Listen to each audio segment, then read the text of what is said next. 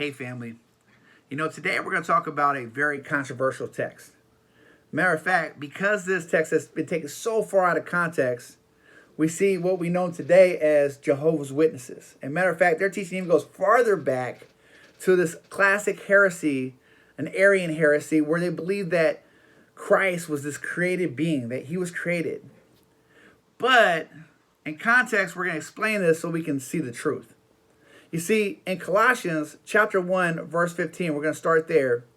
He said, he, being Jesus Christ, is the image of the invisible God, the firstborn of all creation. Now, we're going to stop right there for a second because this is where it gets confusing.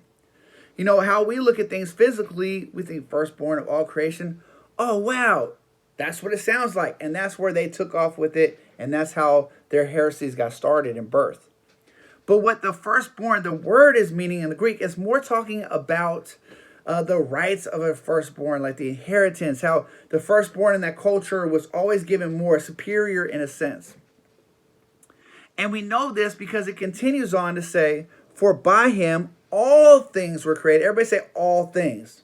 Okay, when we say all things, that doesn't mean just some of the things. No, it means all things were created. That means he couldn't create himself because he was already there.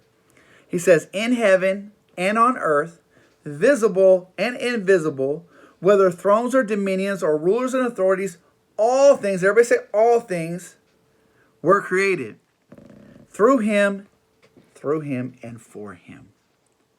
And he is before all things, and him in all things hold together. So he said not only does he create it, but he holds it all together. He's showing the superiority of Christ above everything else. That's what the word firstborn is more like he's superior to everything. Jesus is Lord over all. And then it continues to say, and he is the head of the body, the church. He is the beginning, the firstborn from the dead, that in everything he might be preeminent. Okay, I want you to know that. So he'd be preeminent, superior. For in him all the fullness of God was pleased to dwell, and through him to reconcile himself to all things, whether on earth or in heaven, making peace by the blood of his cross. So don't get confused and think with our physical fleshly mind. And that's why wordplay is very important to understand. The firstborn, it meant more like preeminent or a superior. He had the rights to everything. He was Lord over everything, and he created everything, and all things are held together because of Jesus. So, encourage you. That's why it's so important to know about scripture and context. But know that Jesus is Lord over all.